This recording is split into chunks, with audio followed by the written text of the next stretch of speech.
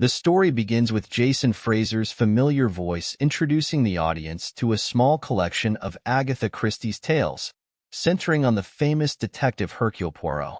It's an invitation to dive into a world of intrigue, suspense, and the unrelenting pursuit of truth. Among these stories lies The Shadow on the Glass, a tale shrouded in mystery and secrets. Lady Cynthia, a middle-aged woman with sharp wit and a penchant for gossip, sat on a garden bench at Greenway's house. Her parasol, a fashionable accessory more for show than utility, rested lightly on her lap. She scanned the list of guests printed in the Society Journal with a mixture of curiosity and disdain. "Listen to this," she said, reading aloud to her companion, Mr. Sathwa, a man known for his quiet demeanor and keen interest in the dramas of others. "Mr. and Mrs. Anton are entertaining a party this week at Greenway's house. Guests include Lady Cynthia Drage, Mr. and Mrs. Richard Scott, Major Porter DSO, Mrs. Staverton, Captain Allinson, and Mr. Sathwa." Tossing the journal aside, Lady Cynthia smirked.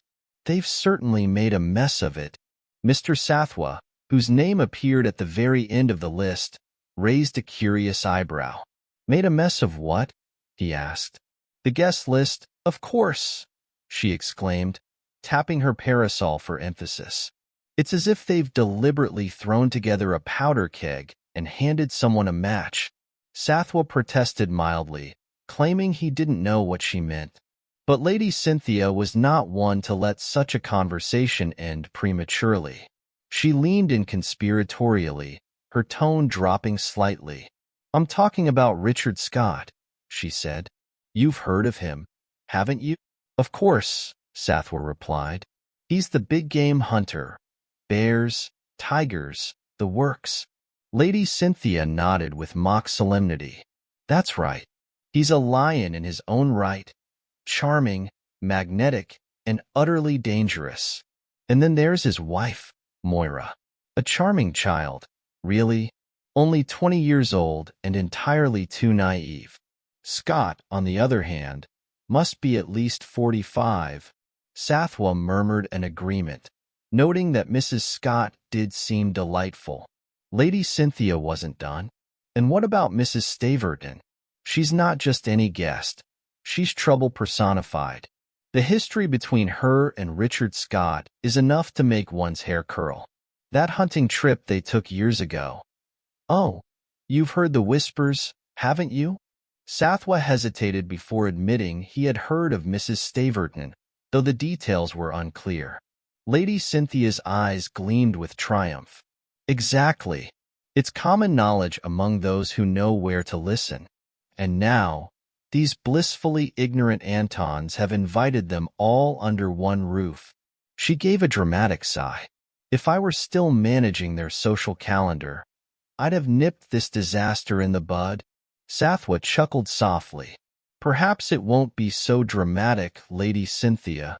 "Oh, my dear Sathwa," she said, with a knowing smile, "you're here for the same reason I am, to watch the fur fly." As they spoke, the idyllic surroundings of Greenway's house seemed to belie the tension brewing among its guests. The estate was picture-perfect: sprawling gardens, a stately home perched on a gentle hill, and the sun casting a warm golden glow over the scene. Yet, beneath this serene exterior lay undercurrents of secrets, rivalries, and unspoken truths. In the distance, 3 figures appeared, strolling toward them. At the center was a young woman with golden red hair, her delicate features framed by a halo of soft curls.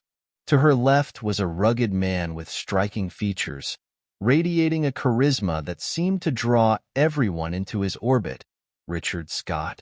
On her right, his quiet, square-built friend, John Porter, walked with steady resolve, his thoughtful gray eyes betraying an inner depth.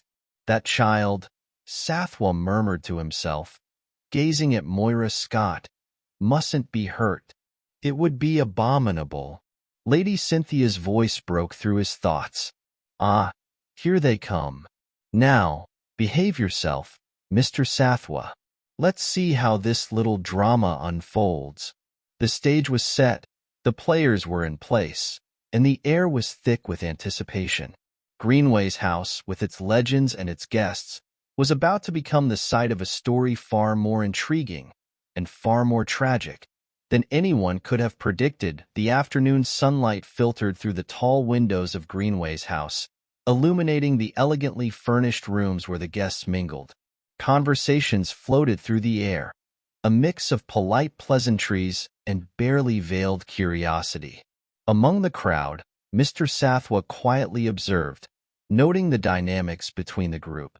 Moira Scott, the young bride, exuded a gentle charm that made her the center of attention. Her golden red hair glinted in the light as she laughed at some comment from Lady Cynthia, though her laughter carried a hint of nervousness. Richard Scott, her husband, stood nearby, his commanding presence impossible to ignore. His deep voice carried as he recounted tales of his hunting exploits, enthralling the smaller group gathered around him. At the edge of the room, Mrs. Staverton entered with a grace that seemed calculated to draw every eye. Tall and striking, with fair hair and piercing blue eyes, she moved effortlessly through the crowd. When she greeted Richard Scott, her voice was warm and familiar, and their exchange was brief but loaded with subtext. Sathwa caught the faint flicker of discomfort in Moira's expression, though she quickly masked it with a polite smile. Lady Cynthia leaned over to Sathwa. "See that? It's as I said. The air is practically crackling. Poor little Moira hasn't a clue, but Mrs. Staverton certainly knows how to stir the pot." Before Sathwa could respond, Captain Jimmy Allinson, a cheerful young man with an easy smile, joined their conversation. "You two look far too comfortable," he teased. "Why not come outside and enjoy the garden?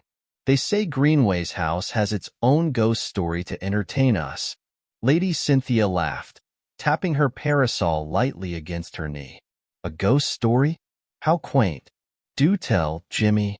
Jimmy's grin widened. "It's called the Watching Cavalier. Legend has it, one of the original owners of the house, a cavalier, was betrayed by his wife and her lover during the English Civil War. He was murdered in an upstairs room, and as the guilty pair fled, they saw his face staring at them from the window. Since then, a faint stain on the glass is said to resemble the cavalier's face, watching over the house." "That's ridiculous," Lady Cynthia scoffed, though her tone betrayed her intrigue. "Surely it's nothing more than a smudge on old glass." Mr. Sathwa, however, seemed thoughtful. "There's something about old stories like this that lingers," he murmured. "Even if they're not true, they can leave their mark." Richard Scott joined the conversation, his booming voice cutting through. "Ah, the famous stain. I remember seeing it years ago when I stayed here. It's on the west side of the house, isn't it? Boarded up now, I hear." "Yes," Jimmy confirmed. "You can't see it from the inside anymore, but from the garden clearing in the woods, you get a clear view of the window. The stain is faint, but unmistakable." Moira's soft voice broke in. "It's such a sad story. Betrayal and loss. Do you think the stain is real, or just a trick of the light?" Richard placed a reassuring hand on her shoulder. "A trick of the light, of course. Nothing to worry about." But as the conversation turned to lighter topics, Sathwa noticed Mrs. Staverton's gaze lingering on the young bride. Her expression was unreadable, neither hostile nor friendly, but deeply intent. Later that evening, as twilight descended over Greenway's house, Mr. Sathwa and Major Porter decided to investigate the infamous window. The west side of the house was shrouded in shadow, the ivy-covered walls adding to its foreboding appearance. The two men entered the small, walled garden known as the Privy Garden, its high hedges offering an eerie sense of isolation. "There it is," Sathwa said, pointing to the window. From this angle, the discoloration on one of the panes was barely visible. "They say it looks most vivid from a distance." Porter nodded, but seemed distracted. "There's something off about all of this," he muttered. "Mrs. Staverton shouldn't have come. She has a way of stirring up trouble, even when she doesn't intend to." "You think her presence will cause problems for Richard Scott?" Sathwa asked. "Not just for him," Porter replied grimly. "For everyone here." The two men continued their exploration, eventually finding the clearing in the woods where the entire west side of the house came into view. In the fading light, the window was just visible. Against the glass, the faint outline of a face, a spectral, shadowy stain, seemed to materialize. "Remarkable," Sathwa whispered. Porter crossed his arms. "It's just an old story. But I'll say this. Old stories have a way of coming to life when people believe in them." As they returned to the house, the growing unease among the guests was palpable. The shadow on the glass seemed to cast its influence over more than just the window. It loomed over every secret, every rivalry, and every hidden truth within Greenway's house. The next day at Greenway's house dawned bright and clear, but the sunlight did little to lift the tension among the guests. It seemed as though the shadow on the glass had reached into their lives, casting its influence over everything. Mr. Sathwa, ever the observer, noticed the subtle shifts in behavior, the lingering glances, the hushed conversations, and the uneasy energy that filled the AGATHA breakfast. Richard Scott's boisterous laugh echoed through the room as he recounted another of his adventures. His charm was undeniable, and yet, Sathwa couldn't help but notice Moira's slightly strained smile. She seemed quieter than usual, her eyes darting toward Mrs. Staverton, who sat across the table with a serene expression that bordered on smugness. Lady Cynthia leaned toward Sathwa and whispered, "Do you see how she's watching Moira? Like a hawk stalking a sparrow." "I don't like it." "She's just being polite," Sathwa replied, though his tone lacked conviction. "Polite?" Lady Cynthia snorted softly. "That woman doesn't do polite. Mark my words, she's here for one reason: to stir up trouble." Moira, seemingly unaware of the scrutiny, excused herself and left the room. Richard's eyes followed her, a flicker of concern crossing his face before he turned his attention back to the group. Mrs. Staverton chose that moment to speak. "Richard, do you remember that hunting trip in Kenya? The one with the lions?" Richard stiffened slightly, but quickly masked it with a grin. "Of course. One of the best trips of my life." "I imagine it was," she said, her voice dripping with double meaning. "It's rare to find such thrilling company."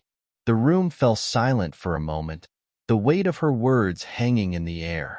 Lady Cynthia arched an eyebrow, clearly enjoying the drama, while Sathwa studied Richard's reaction.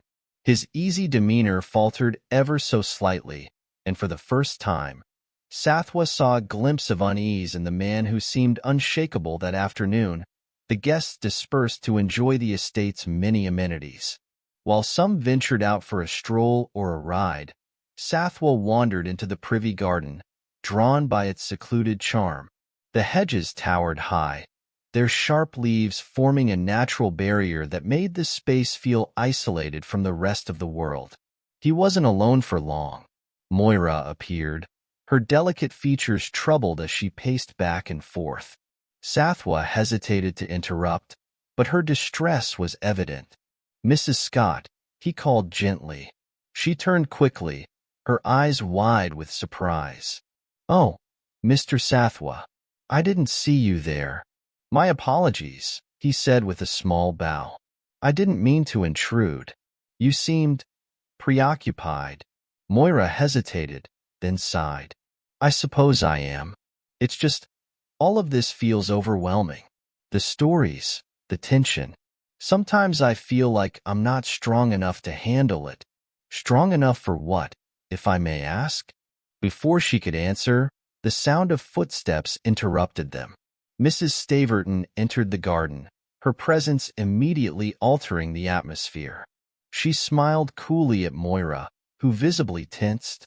"I didn't mean to interrupt," Mrs. Staverton said, though her tone suggested otherwise.